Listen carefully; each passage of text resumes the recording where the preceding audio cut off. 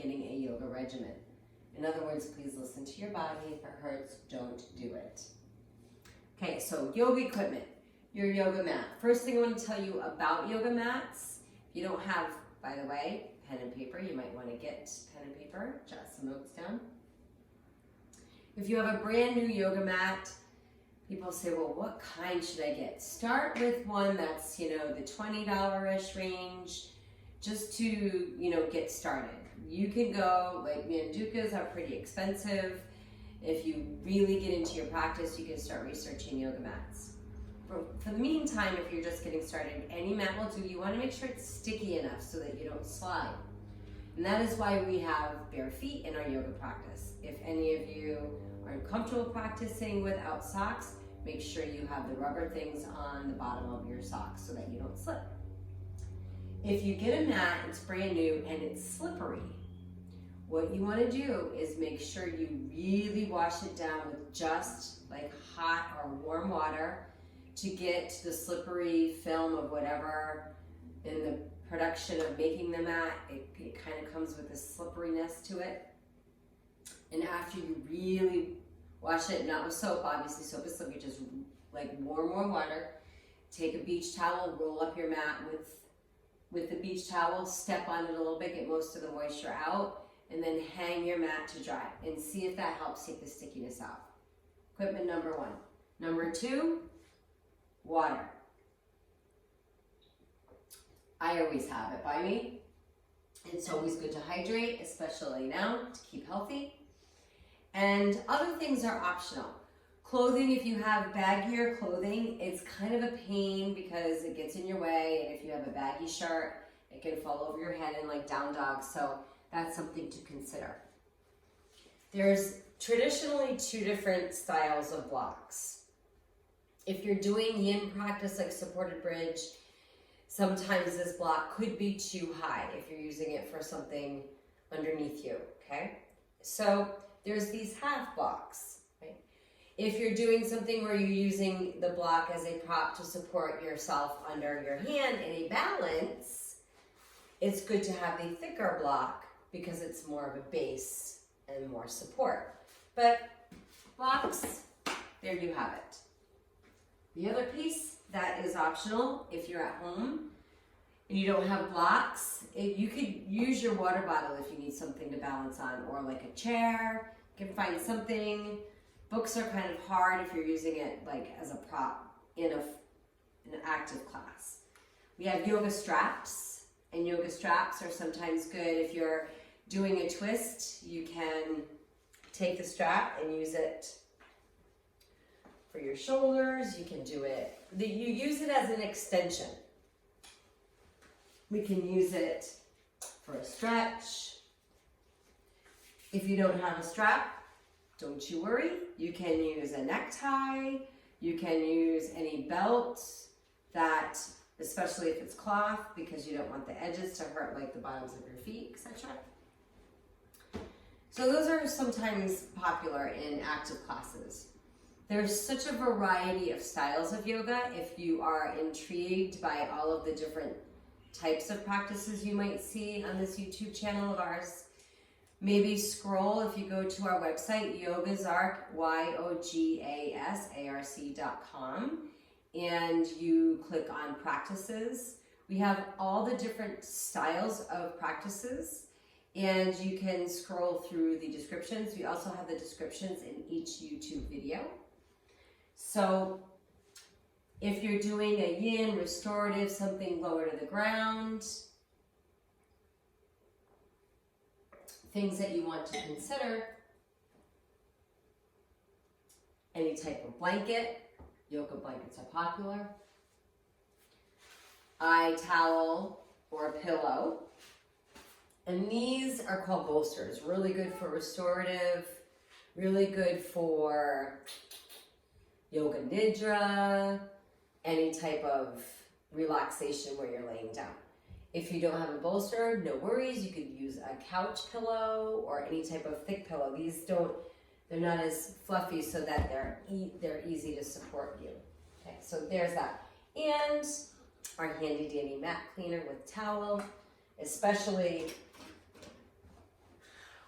Sanitize, sanitize, sanitize. Okay, so Yoga 101.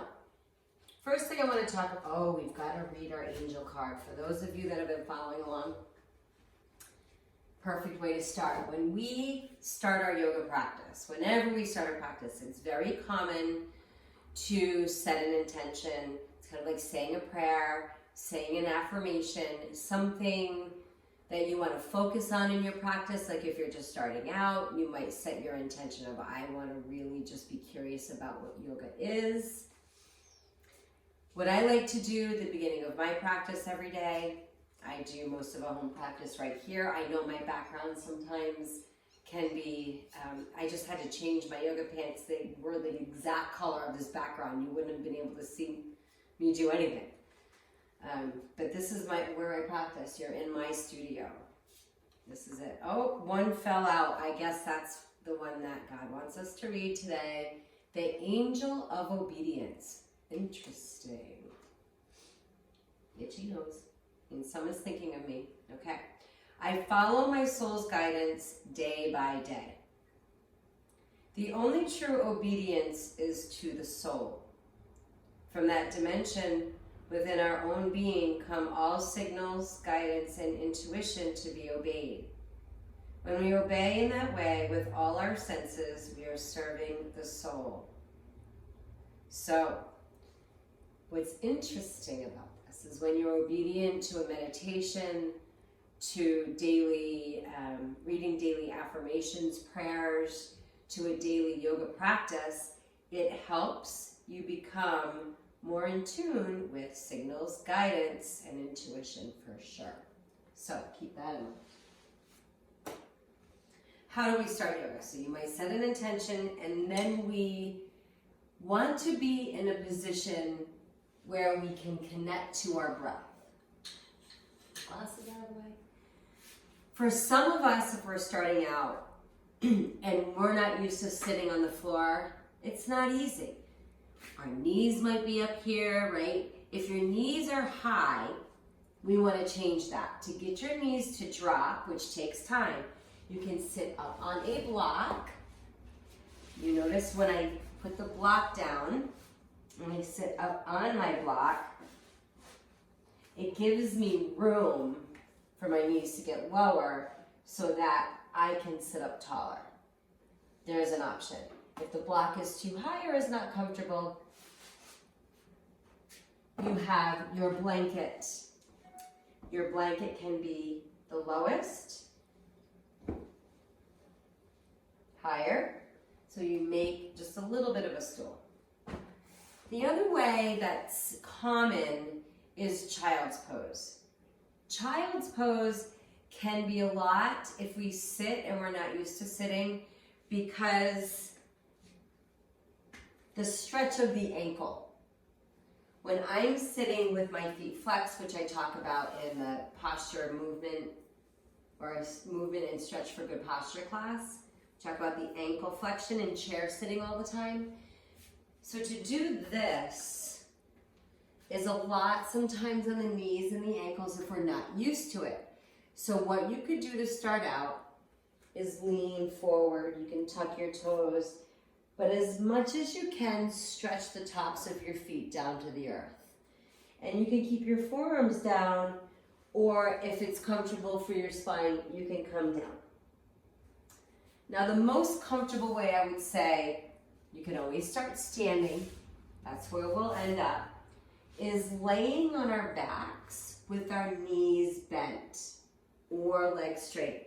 So carefully come to your back and allow your knees to bend, your feet wide, knees rest together, arms wherever they're comfortable. So there's another common way to start your practice. I roll to one side and use my hands to push up to come to a seat, or I roll up using my core strength. Okay, so it's important that you come up safely from there. I'm going to start seated so that I feel like you can hear me, and if you're watching, you can see me. The next thing we do is, if you're comfortable closing your eyes, studies show that when we close our eyes, it helps us relax. Even further, If you're not comfortable closing your eyes, that's okay. See if you can find something ahead of you to stare at, soften your gaze, to relax. Find good postures so that your entire lung space can get oxygen. So I'm grounding through my sits bones. They call this Sukhasana, easy seated pose. You can have your legs here, your ankles crossed. It's also important sometimes to think about crossing and doing the opposite of what your habitual ankle is, and it's gonna feel weird, but it's important to do so. Now I can get my shoulders back and I can breathe into my entire lung space. Now we be quiet because we're gonna breathe. Connect and notice from head to toe. Just take a couple minutes in this quiet time, whether you're taking notes or you're actually practicing. Take the time, notice your breath, and notice how you feel physically, mentally, emotionally, and allow whatever comes up to be. No judging, it is what it is. And it's all okay as it is.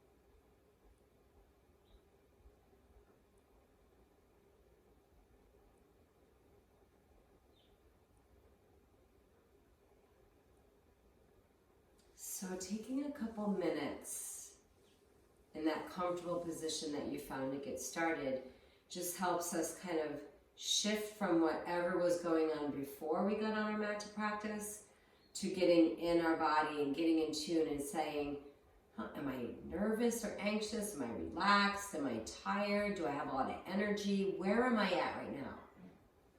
And it's also a good opportunity to check in with most people call them aches and pains. I like to call them our magic areas. The more positive you speak about your magic places, our magic areas that might cause us some pain, they've gotten us this far in life.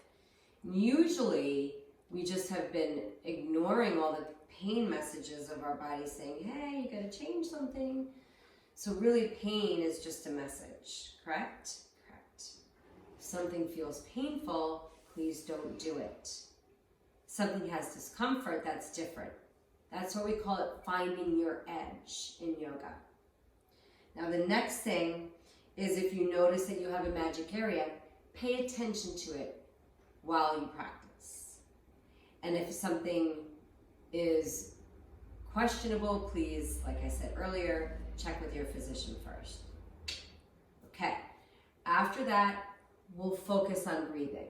If you're starting a yoga practice, trust me, it's so hard to breathe deep and concentrate and listen and do it all at the same time, which means you will find yourself holding your breath sometimes, and that is completely normal. This is why we call it a practice.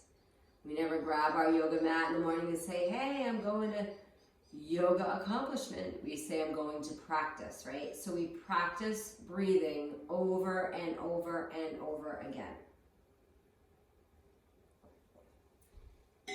And different types of classes will use different styles of breathing. In a general yoga practice, where you're doing it an all levels flow, a hatha yoga class, you'll hear it as, versus vinyasa. Vinyasa, you would use your ujjayi breath, okay? Here, I'm going to teach you what's called Durga Pranayama, and yoga, that's pretty much 3-part breathing. We have lung capacity and space in our ribs, chest, all the way to our shoulders. We usually throughout our day only breathe into 1/3 of our lung capacity. Yoga gives us the time to concentrate on taking full breaths, which is like medicine, hello, for your body. So with that being said, let's take our hands, no matter whether you're laying down, sitting, taking notes, child's pose. Child's pose, you can stay where you're at. Feel your ribs open onto your thighs, like feel the expansion maybe onto your thighs. So as you inhale, breathe belly, ribs, all the way to your shoulders, your collarbones. About 4 to 5 counts in. Exhaling, you can sigh it out, just kind of let go of the day. Being cooped up, doing our part, inhaling, 4 to 5 counts, 3-part breath. Exhale, relaxing up with a sigh. Then you start to close. So our typical keep going, so you're taking your 4 to 5 counts in, your 4 to 5 counts out as I talk to you. And then we close the lips softly and breathe through the nose. Still creating that 4 to 5 counts in, 4 to 5 counts out. If that's not working for you, just make sure you're breathing and you're doing your best to fill your entire lung space. Let's take a minute to breathe. 4 to 5 counts in, 4 to 5 counts out. Feel the movement in your belly, your ribs. Feel the expansion of your lungs like a balloon, 360 degrees, every angle around your spine. If we are slouching over chairs a lot, we get all slouched in. It keeps us all kind of congested and our lungs don't have the space. So this is creating that space. Let's take 2 to 3 more rounds of this breath here.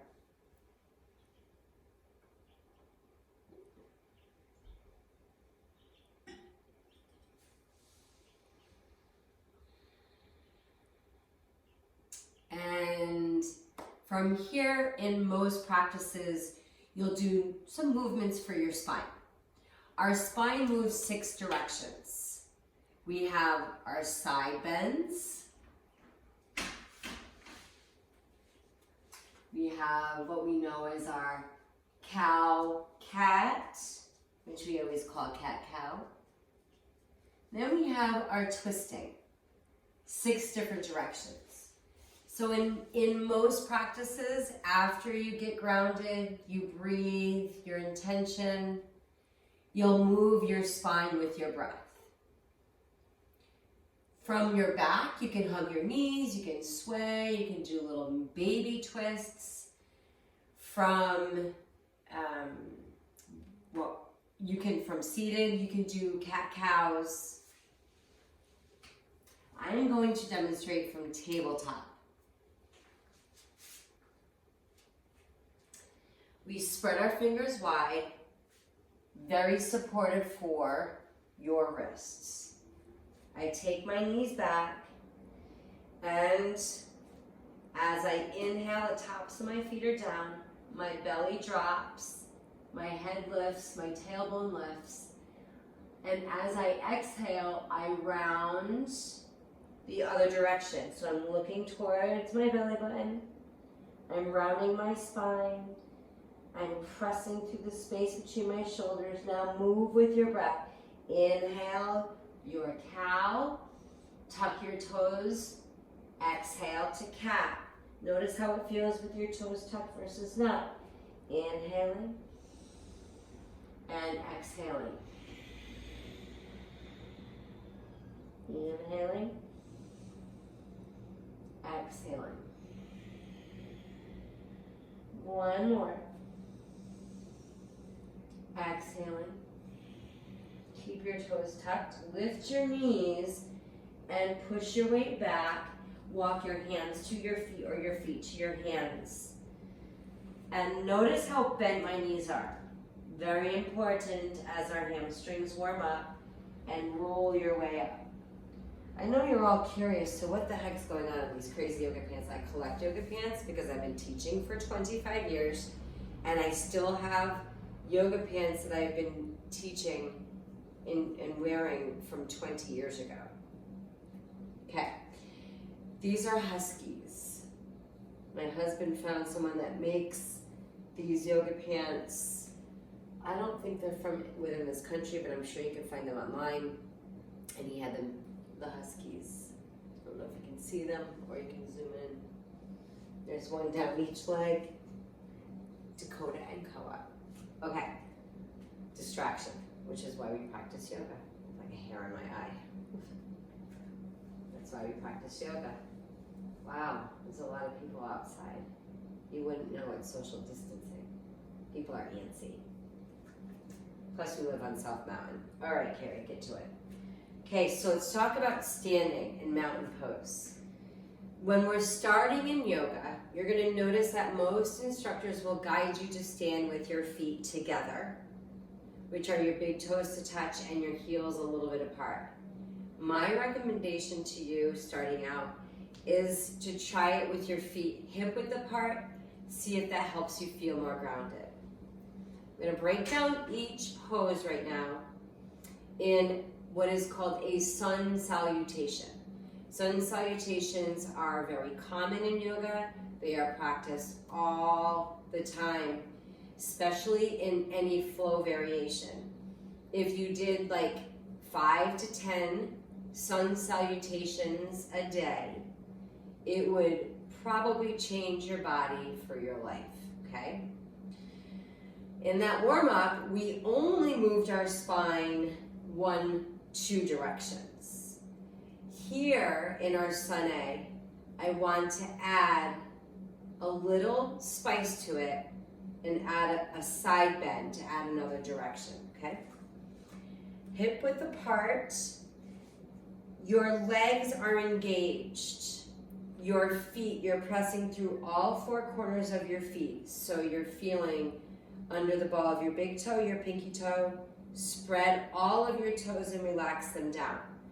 Feel this grounding right in the middle space of your heels.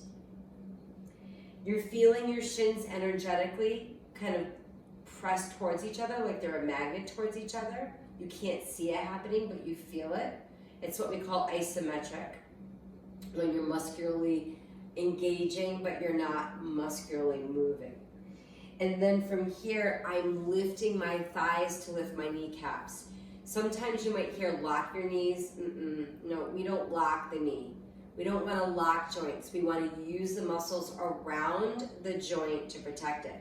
So I'm lifting my thighs to protect my kneecaps. Now I'm turning to the side to show you. A lot of us have this going on, right? This is me when I'm not thinking. And then some of us have this going on. What we need to figure out is how to stand tall. Hip points draw towards up. Tailbone, we know it as our sacral bone, draw towards down. So I'm tilting to create more space in my lower back and more space through the front of my hip flexors.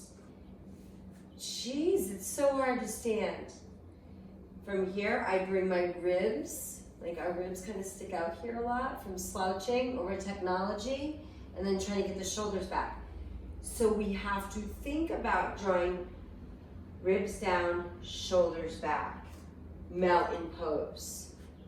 You're not gonna remember all of them.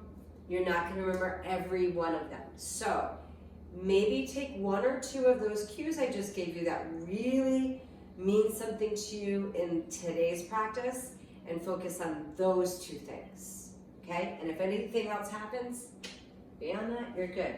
I've been practicing for 25 years and I'm still focusing, even in mountain pose. So I'm in mountain pose and I'm standing tall and I'm using my 3-part breath. Now we add the movement of inhaling, reaching the arms overhead. And as I inhale and reach my arms overhead, what usually happens is our shoulders come up with us. What we want to do is keep that beautiful, and you might need to watch it again a couple times and go over those really important pieces. So you remember all of those pieces, keeping your ribs down. As you inhale, reach up, you're keeping your shoulders out of your ears. It's getting a nice stretch in all this stuff. So I'm inhaling, reaching up. Now, a lot of times in yoga, people keep their knees bent and start rounding the back. What I want you to practice doing is bending your knees a little bit, okay? It's kind of like if you were skiing, you know, you have your knees slightly bent. I think of it like a football huddle, like if you're, I would never because I don't play football. And then from here, when you come down to your forward fold, your back is nice and flat, okay? Nice and flat. Knees are soft. If my legs are bent, I might not be able to do that, okay? So, showing you what it looks like in a yoga class versus me breaking it down.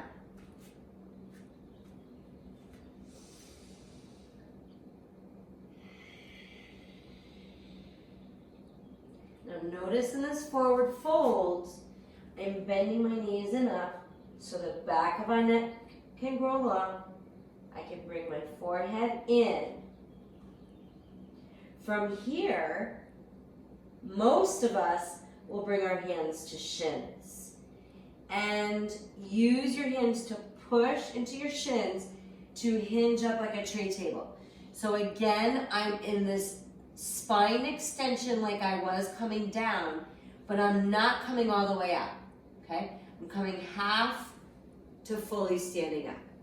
So you might hear it called half lift or inhale extend. The front, back of my neck are long. Go ahead and give it a try. Pressing through my feet, knees are soft, ribs are in. And then as I exhale, I fold, and you'll fold over your bent knees again.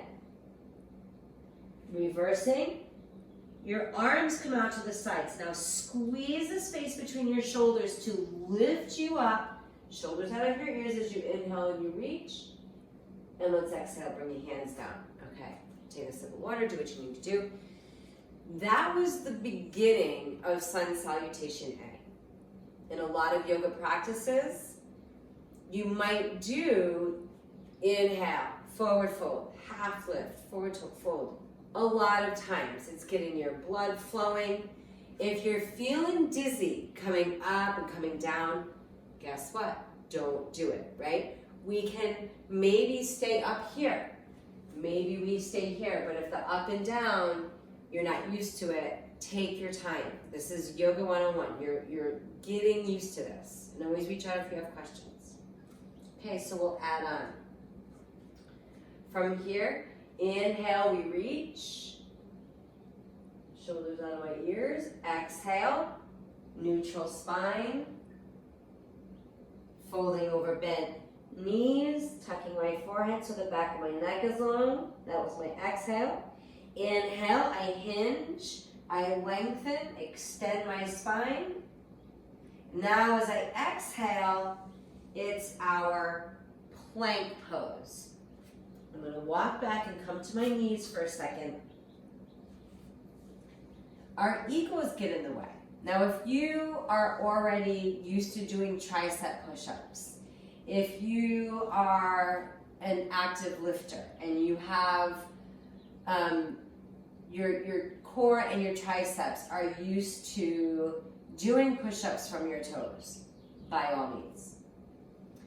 I remember my yoga teacher taught me that it's smart to do your yoga push-ups from your knees for up to 6 months when you start a practice. And I'm going to take the time here to show you why. Our rotator cuff is very fragile. It is one of our joints, right, that moves in all directions versus our knee, right? Our knee just extends, it doesn't go like this. Our ankle goes in all directions, right? We need our shoulders. They're important to us. It is important that we take care of our shoulders. And what I've seen is when people do it from their toes, they dump into their back and dump into their shoulders. And I want to demonstrate what you should not do. It sometimes can help if you have a mirror to watch yourself, not to be like, oh, look at me, but a mirror to actually see, where are my ribs? Where are my shoulders? Are they where I think they are? Or you can record yourself and watch. Okay. So here's what we're not to do. I'm in my push-up, I'm dumping in my back, and as I come down, I dump into my shoulders, my butt is up. Over time, that wear and tear, our rotator cuffs start speaking to us. That pain I talked to you about, the message of pain, right? We don't want to go there. If you have a yoga block or a book, you can use it as a little marker. And I like to use it for a couple reasons. In yoga, the language of cueing is interesting because you have the block is below me, right? And the block is also, this is above my head, right? Or forward of my head. And this is below my head and also below my chest. So in directional language, you want your hands in your yoga practice below your shoulders and below your chin. So in your yoga push-up, in your plank from your knees, notice how my chin, my head, is further from my hands. That way when I lower, I have the same amount of weight above my hands as I do behind my hands. That way, I become a scale over my hands. It actually makes it easier. And when I used to be the arm balancing, like Cirque du Soleil yogi that I was like 10, even 15 years ago now, and that was like a goal of mine, I would do things that would be like, oh my gosh, all I had to do was move my arm that much. And Rob would always say, physics. So really, a lot of yoga is physics over form, okay? Hands are low, my face is forward. As I exhale, I use the block for the visual. If you have your block underneath your chest, you can use it to hover your chest over the block. So if you see my shoulders aren't dipping, you can even rest your chest and feel it. I'm keeping my ribs up. I'm keeping my tailbone tucked down just a little bit. Shoulders are out of my ears. My neck is long. I stop here. My shoulders are protected. Now that's going to help build your tricep strength.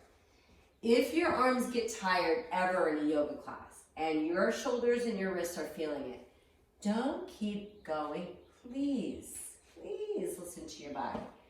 What you can do instead of the push-up is a cat-cow. So you would simply come here, do your cat-cow, tuck your toes, down dog, and skip the whole darn push-up.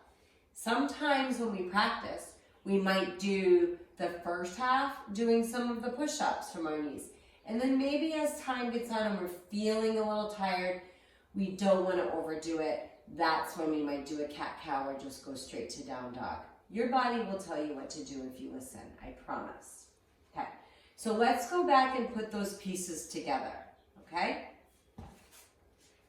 If you have your block or not, I'll show you what it looks like if I have my block, and I'll show you what it looks like if I don't. So we start at the front of our mat. We're adding each pose on as we go. Mountain pose. Your feet can be hip width apart or not. Little quiz. Pay attention to your feet. Pay attention to your thighs. Pay attention to tailbone, hip points, ribs, shoulders, breath, and focus point. Let's add that. Your dristi, we call it in yoga. So find a focus point ahead of you. Breathe. Your next inhale, reach your arms up. Soften your knees. Exhale, hinge, neutral spine, forward fold. Hands to the shins. Inhale, lengthen, extend your spine. As you exhale, hands by your block. Walk your feet back. Keep your face forward. Knees come down. Usually we start out, it takes an extra breath. But as we get used to it, we do all that in one exhale. The same exhale takes us here. Now from here, we're going to add on Cobra. If you see me in Cobra here, Cobra, my knees are down, my elbows aren't locked, they're soft. I'm squeezing muscles. Now, because I taught group fitness, hi Kawa, for like 20 years, my shoulders, right, tend to stay forward. So I got to really work on pushing my shoulders back, getting the front of my neck long, shoulders out of my ears, and then rolling my heels towards each other. Where am I feeling this? This is the opposite of what we do when we sit in a chair all day. I'm feeling this around my chest and shoulders. It's awesome. My hips, my core from sitting. Ah, that feels good. And then we exhale and sit back. Okay, so Cobra, our knees are down. You'll see or hear people call it upward facing dog. The only difference is in upward facing dog, your knees are lifted. And I promise, if you have a desk job, that might be the most challenging pose you do today. So, let's put it all together in front of our mat.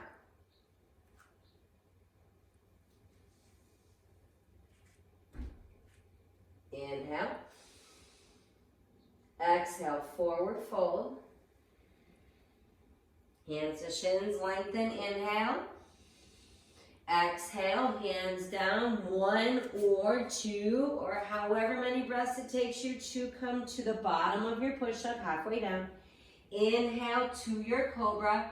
If my knees were lifted, upward facing dog. And as we exhale, let's talk about it first. Downward facing dog. Downward facing dog, to transition to downward facing dog. Starting out, you will absolutely need your toes. You will need to push off your toes because your core strength to push from your Cobra to down dog is a lot of work. So here's what we do. And here, I engage my belly and start to lift. In slow motion, my belly is lifting me. I'm still on the tops of my feet. And then we come, right? But what most people do, and they don't even realize it in yoga, is from their back bend, is they lift their hips, tap their toes, don't use core at all. Stick the butt back and push with the toes to down dog.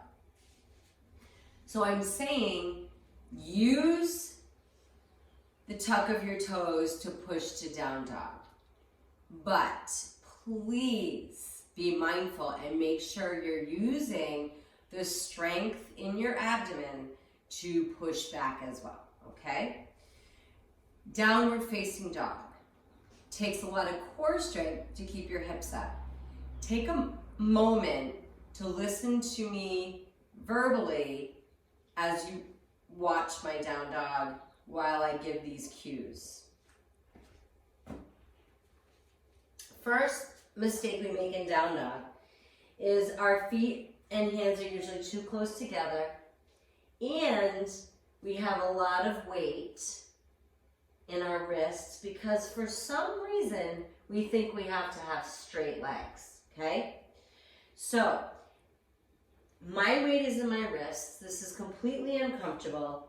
If I was in a yoga class and I was like, oh man, this is ridiculous, right? No. Let's make it comfortable for the wrists. What we do, first of all, is we need to stretch the space. You see how bent this is? We want this a straight line. How do we do that? Well, first I gotta walk my hands a little bit forward. What did that do? That lifted my heels. Guess what? That's okay. Lift your heels. Lift them. Lift them. And then I'm using the muscles below my belly button, right? And I'm having them pull my hips back and up. So not using my core, look at, right? And then I'm using all the core muscles to lift and lift me back. Now I can walk my feet back. Look at that space I was talking about. It's getting longer in my armpit, right? I'm not over here so much. Now the next thing to do is bend my knees. So my heels are lifted, my knees are bent. Take a breath in, spread my fingers. I exhale, I drop my ears. I look up towards my thighs. And now I have that long space and that long stretch through the side of my body. I've been making some progress in my down dog this past week. Yes, I've been doing downward facing dog, Adho Mukha Svanasana, for those of you that like to get educated in Sanskrit. I've been practicing it for 25 years and I'm still making progress, so know that yoga is lifelong. So here, remember, belly helps keep your hips lifted, bigger space between your hands and feet, spreading your fingers like starfish, bending your knees, pressing your ribs towards your thighs, all good stuff to help you succeed at not having all of your weight in your wrists in downward facing dog. From downward facing dog, we step back to the front of our mat and finish our sun salutation. And that is what a sun salutation is. So I'm going to come to the front of the mat and we'll do 3 together. Okay? Front of our mat. I'll wait for you. Take your sit. Do what you need to do. If you're watching and taking notes, that's okay too.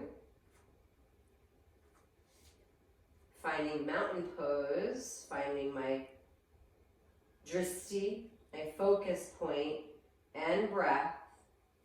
Inhale, reach. Exhale, fold. Inhale, lengthen your spine. Exhale, 1, 2, or 3, whatever amount of breath you need to lower from your knees, puffing into your back, halfway down. Inhale to your cobra. Exhale, using your core more than the tops of your feet, bottom of your feet, I should say, downward facing dog. And where your toes were is where they should be in your down dog. We traditionally take 5 breaths in down dog, kind of reset, make sure you're breathing deep. And to the front of our mat. So, bending your knees, and you just get there, you get there. Fold over your legs, do reverse, lengthen half lift. Exhale, fold, and we learned this at the beginning. Squeeze between your shoulders, come all the way to stand. Hands to heart. Inhale, reach. Exhale, fold. Inhale, lengthen. Exhale, bottom of your push-up. Inhale, back bend. Exhale, downward facing dog. Few breaths here.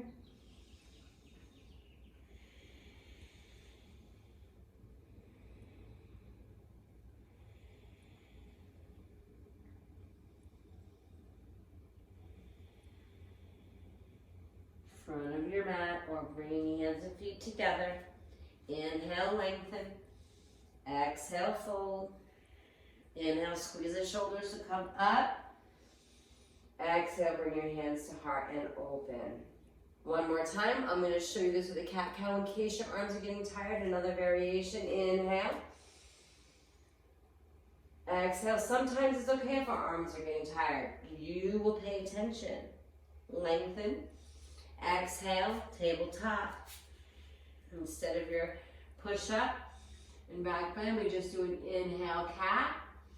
Exhale, tuck the cows, round, downward facing dog. And there's a great substitute.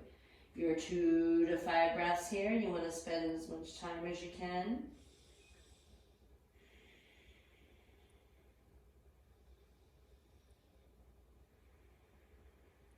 And to the front of your mat. Lengthen, fold, and come up. And hands to heart and open. Sun salutation A. You've got it.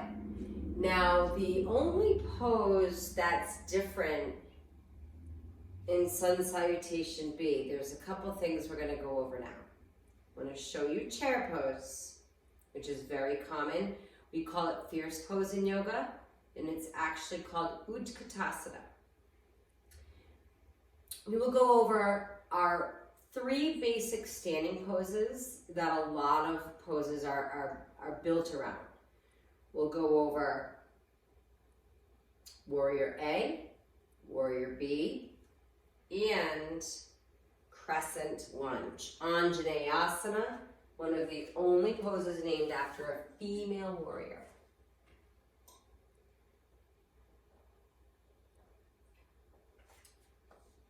Then I'm going to teach you how to step back into your lunges and poses and how to step through from downward facing dog. We'll talk about how to meditate and we'll wrap it up. Okay. Chair pose. What a lot of people do in chair pose is mistake it for like a squat. And even in a squat, you shouldn't dump into your lower back as much as we typically do. So I like to say it's like sitting on the edge of a bar stool. We want the weight in our heels. You will probably have your feet hip width apart. Some of you will have your big toes together and your heels a little bit apart.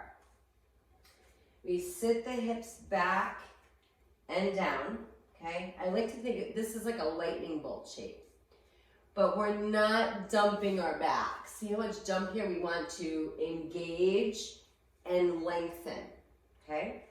So I'm lengthening here. My hips are back. I can lift my toes. I can see my toes.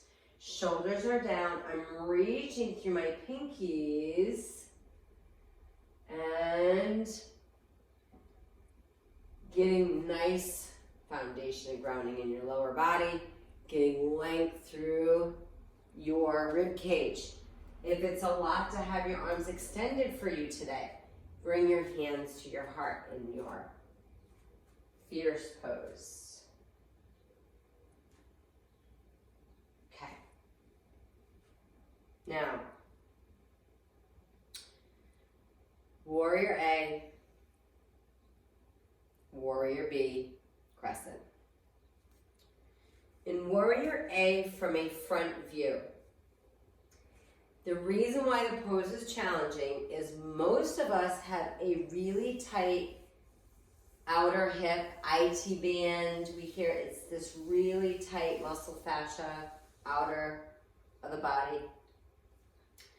And because of that, it's challenging to keep the hips and the heel down. What's the solution to that? A bigger space between your feet. Now you see how I am half on my mat, half off? Don't ever do that. In fact, I'll follow my own rule. So in Warrior A, my feet are wide, like 2 railroad tracks. I am bringing both hip points to the front of my mat. To do this requires a lot of openness in this outer leg to keep the heel down. If you need to keep your heel up, it's okay. Just know that you're working on stretching your hip point this way, your heel down, and it's at an angle. Whatever angle it's at, you want your hip point, your knee, and your toes in the same direction. For example,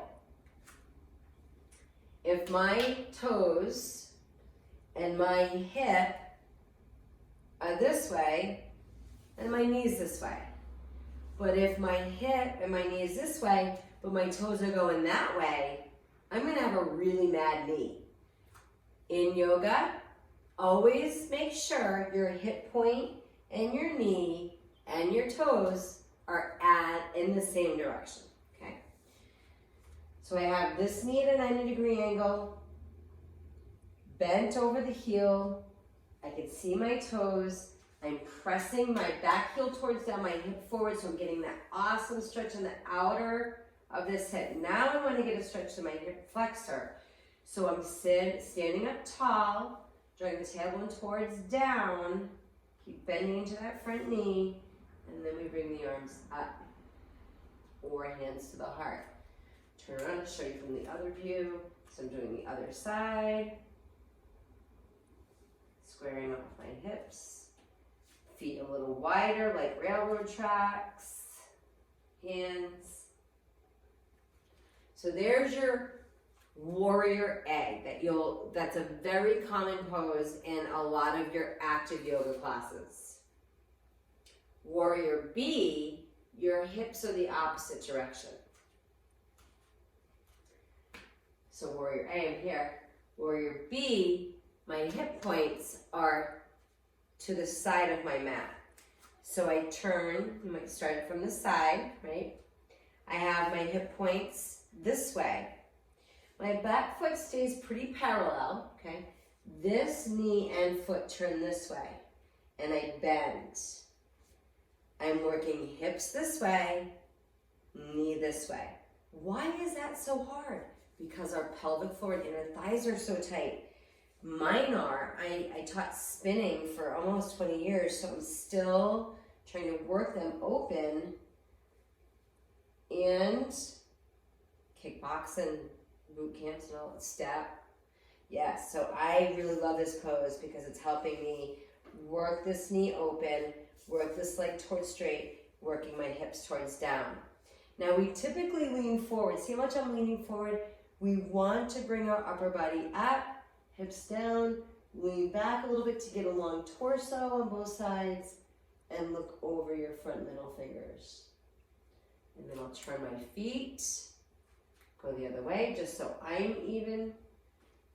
Hip points, gaze, really good opening here, 90-degree angle here, working on getting the hips down, long torso, both sides, breathing. Breathe, breathe, breathe, always, always, always.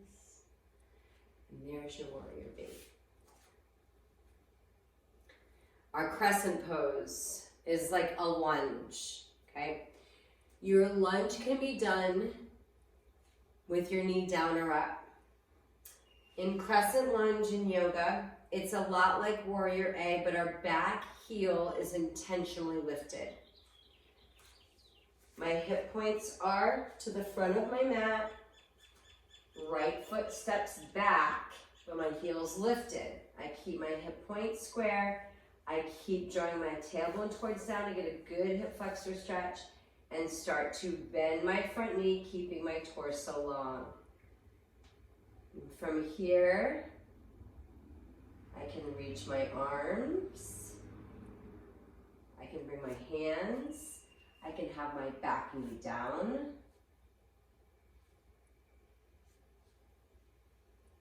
And I'm breathing. What I like about this, if you've got tight, you do a lot of tight stuff like running and sitting, you can get tight in the arches of your feet. So this is a really good stretch for the arches of your feet. Again, knee, hip points, tailbone, long torso, and your breath. As you lower, work on straightening the back leg, getting some opening in your hip flexors. Breathe, breathe, breathe. Arms where they are. And there's your 3 poses. You'll notice you can twist, like there's a lot of movements and different places your arms can go, angles, planes around those bases. Standing and balancing on one foot can also be something that we just need to practice over and over and over again. I'll give you a couple tips for that. Before we go there, how do you get into your warriors and your crescents? Well, if you're at the front of your mat, you'll have teachers that cue you to step back like we've been doing. The other way is to sweep your leg through from downward facing dog. Coming to down dog, the reason why it's challenging is because we are tight in our hip flexors. So I'm here, I bring my right leg high, keep my hips high, keep my heel lifted on my connected foot, and I bring my knee through. This is a slow motion. I bring the knee forward, keep my hips up to bring my foot down and through. Now what typically happens if we're starting a practice and our hips are getting used to it is we get stuck right here. Okay? And if we get stuck here, take your hand, guide, bless me. Tickle my nose. Okay. So that's how we come through. Okay. Other leg, showing you what it looks like. Faster. Step through. Come on up. And that, my friends, is how you can practice either stepping back into your poses or stepping up into your poses. If you go to our yoga flow class or all levels, you'll notice that we do both. When you stand and balance on one foot, believe it or not, the most important things is your breath and your focus point. So no matter what you're doing in your yoga balance, start there. So I ground through my feet. I find a focus point on my mat or ahead of me to stare at. If you're really close to a wall, it's gonna throw your balance off. So just be prepared. You can walk towards the back of your mat. So if you find a focus point and ground through your foot like you do in mountain, set yourself up like you do in mountain, your breath, your focus, your strength, your weight, and start to lift your heel. Your arms, wherever they're comfortable for you to feel balanced, right? And as we lift the heel and get grounded, we start to lift the foot. We can start bringing the knee up. And a lot of our balance poses are done from coming back or coming forward. We twist. There's lots of things that you do in your balance, but focus on your grounding foot, focus on your breath and your gaze, your drishti. I'm going to sit down. Usually after you do standing balance work, whether it's within your flow or after your flow, you might do some more core focus work or back bending. You might be invited to do some floor stretching and exercises, some on your back. That's common in yoga. And then we do the most important pose called Shavasana. And it's our final resting pose. You probably have seen people do it laying on their back. I'll show you my favorite pose. Not for everyone. Especially if you're not used to practicing yoga and you're feeling it. We come to our back, our legs, our arms. If you have a ponytail holder, you gotta take it out. And from here, I'm resting. Now, if you're feeling a lot of sensation in your lower back, you can bend your knees, take your feet wide, let your knees rest towards each other. Anywhere where you can let gravity do everything and you can completely relax. And your breath becomes effortless and you close your eyes and rest. Literally, you're resting your mind. You're practicing not thinking. You're letting your breath become natural. You're letting gravity hold you. And you traditionally in a practice stay anywhere from 3 to 10 minutes, right? I'm rolling to one side to push up. If you have the time, I do a lot of on-demand practicing because I'm very active in the yoga world. A lot of times they'll say, okay, I'm ending now, but if you can stay. And I'm going to invite you to do the same. Anytime you're in a situation where you can take more time in Shavasana, take the time. It seals in your practice. It helps just put everything together that you've worked so hard on through your yoga practice. Traditionally after that, you might move your fingers, your toes, your head. You might pull your knees in, rock side to side. It's like when you wake up, you're coming slow, you either roll to one side or the other to push up, or you rock up gently. And a lot of times in yoga, they'll end with either a chant or come back to your intention or a quote, or just simply end with namaste. And when that happens, you can either stay silent or say it back. So there's a little snippet of a Yoga 101 where we break things down. This would be the most basic for starting an active yoga practice. There's lots of practices to choose from. Reach out if you have any questions. It's been a pleasure. Namaste.